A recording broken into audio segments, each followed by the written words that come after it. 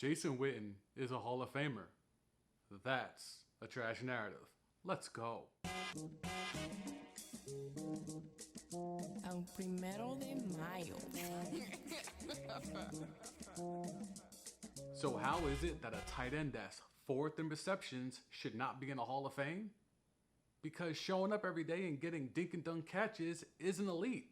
It isn't deserving of a gold jacket. Jason Witten is the definition of a compiler, the epitome of empty stats. That fourth all-time receptions ranking means nothing because he played in an era of game breakers like Rob Gronkowski, Tony Gonzalez, Antonio Gates, hell, even Jimmy Graham and Travis Kelce. This is the era where tight ends became huge parts of teams' passing games.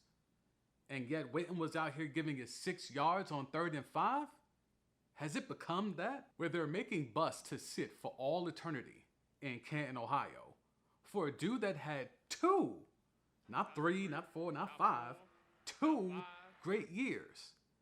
That sounds like Ring of Honor to me, not Hall of Fame. And if you really want to break down those 2 great years, he didn't even break top 5 at his position in DVOA, which basically tracks the efficiency of a player based on down and distance instead of using the basic stats that we use today. While Gronk was racking up 17 touchdowns in a single season back in 2011, old Mr. Consistency, Mr. Never Miss a Game, gave you 5 touchdowns, which is his average. No, seriously, he averages 4.5 touchdowns a season. Witten has 260 more receptions and 1,136 more yards than Antonio Gates. But that equates to 4.3 yards per catch.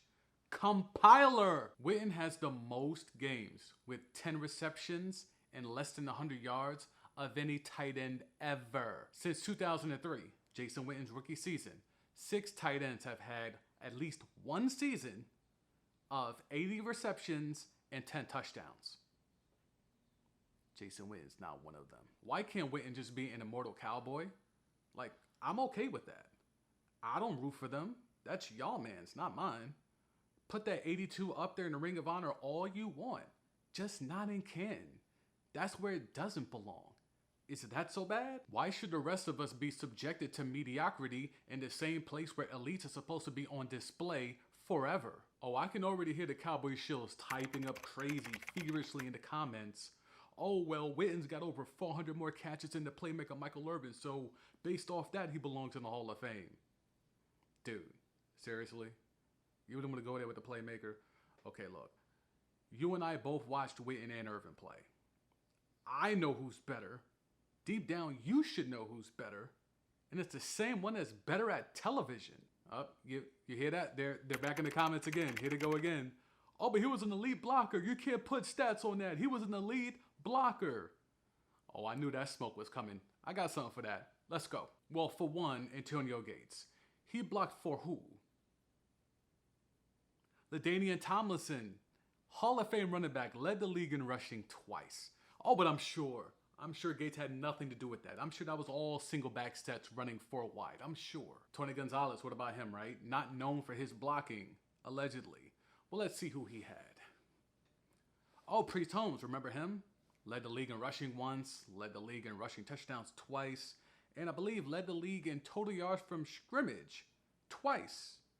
And let's not forget Larry Johnson, over 1,700 yards in back-to-back years.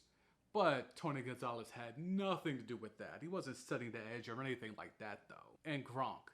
I mean, do we really got to get into it with blocking and Gronk and how good he is? Fine, take this nugget. So, one AFC offensive coordinator once said of Gronk, he can block as good as most NFL right tackles. Well, I mean, what about the blocking? The premier tight ends in Witten's era were able to block just as good, if not better than him, but also be able to contribute as game changers on the offensive end. So, again, how is Jason Witten getting into the Hall of Fame? Stopping Jason Witten was never the top of any team scouting report, unless you're the Giants.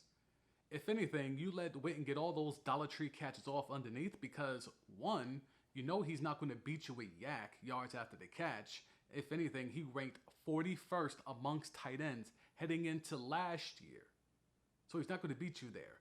2, You had to worry about real threats from the Cowboys offense. By Witten's own admission, a good majority of his catches were on Y option routes. For that route to work, you needed a great receiver to draw double coverage over the top. He's basically admitting to being a system tight end. We've had the notion of Witten being a Hall of Famer being repeated by media fanboys and sycophant former players for so long now that it almost feels like a fact, like it's a popular narrative that's just thrown out there as an absolute.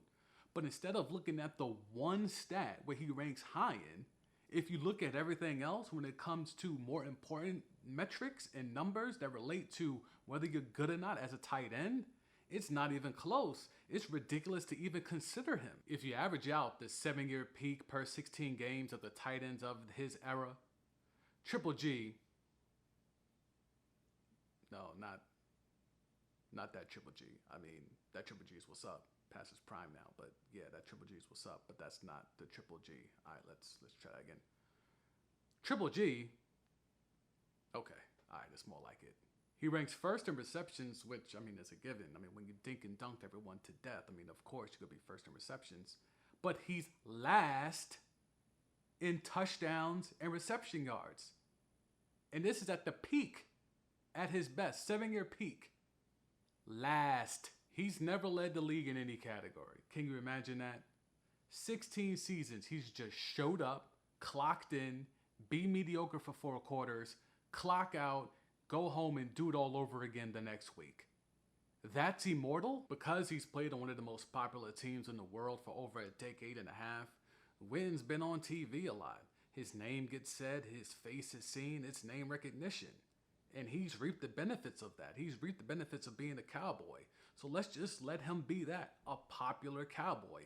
That's it. There's no reason to rush and put him in the Hall of Fame, a place where, quite frankly, if you look at the numbers, he just doesn't belong. Look, I know there's enough media darlings in Witten's and more importantly, Jerry Jones's pockets that Witten's gonna get in anyway. There's nothing I can do about it unless this video takes off like it should, and then there's a campaign of common sense to realize that Witten's not a Hall of Famer.